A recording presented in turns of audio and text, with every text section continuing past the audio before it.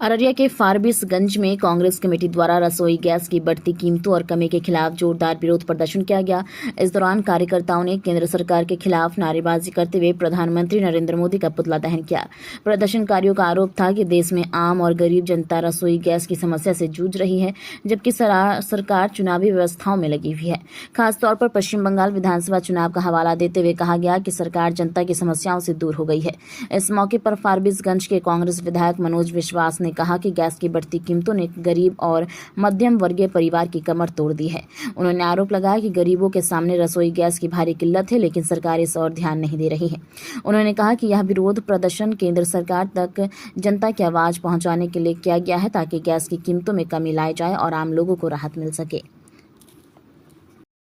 आज देश में जिस प्रकार से महंगाई बढ़ रही है और केंद्र की सरकार नरेंद्र मोदी के नेतृत्व में जो सरकार चल रही है वो चुनाव में व्यस्त है, उसको जनता के हितों से कोई सरोकार नहीं है। आज यही कारण है कि आज देश के हर एक राज्य में लोग लाइन में खड़ी है। गैस का हाहाकार है, पेट्रोल डीजल नहीं मिल पा रहा है, लेकिन सरकार को इन सब चीज़ों से कोई फर्क नहीं पड़ता। उनको सिर्फ और सिर्फ कुर्सी से प्रेम है, इसलिए वो बंगाल केरल के चुनाव में व्यस्त है।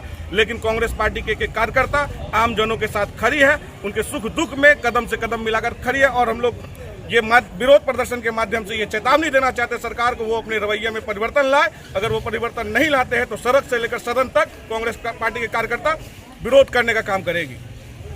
सरकार तो लगातार दावा कर रही है कि पर्याप्त मात्रा में स्टॉक है, न गैस की कमी है, न यूरिया की कमी है। सरकार तो दावा ये भी की थी कि नोटबंदी में बहुत काला धन वापस आया। कितना आया ये देश के सामने है। नोटबंदी में कितने लोग लाइन में मरे ये देश के सामने है। सरकार के दावा वो खुद बोल चुके हैं कि उनका चुनावी जुमला रहता है। तो सरकार के दावे पर देशवासियों को कोई भरोसा नहीं है, कोई यकीन नहीं है।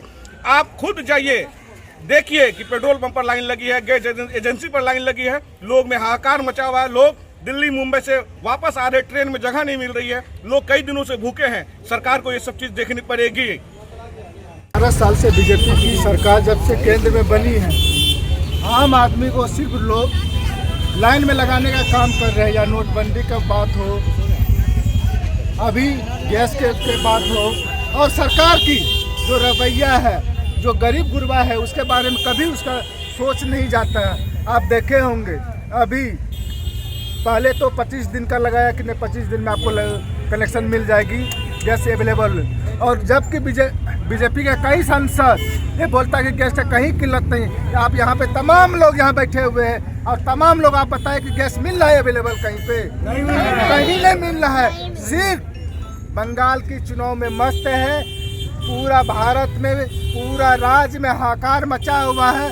बड़ा बड़ा रेस्टोरेंट बंद पड़ा हुआ है।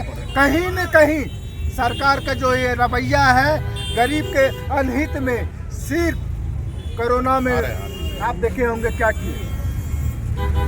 जो वादा करता वो वादा पे स्वयं खड़ा नहीं रह सकते हैं, सिर्फ झूठ का आश्वासन लोगों को दे रहे हैं। अब तमाम भारत के देश आप देख रहे हैं, लोग देख रहा है, और आने वाला समय में लोग इनको मुंह तोड़ जवाब देने का काम करेंगे। गरीबों का चूल्हा बंद है।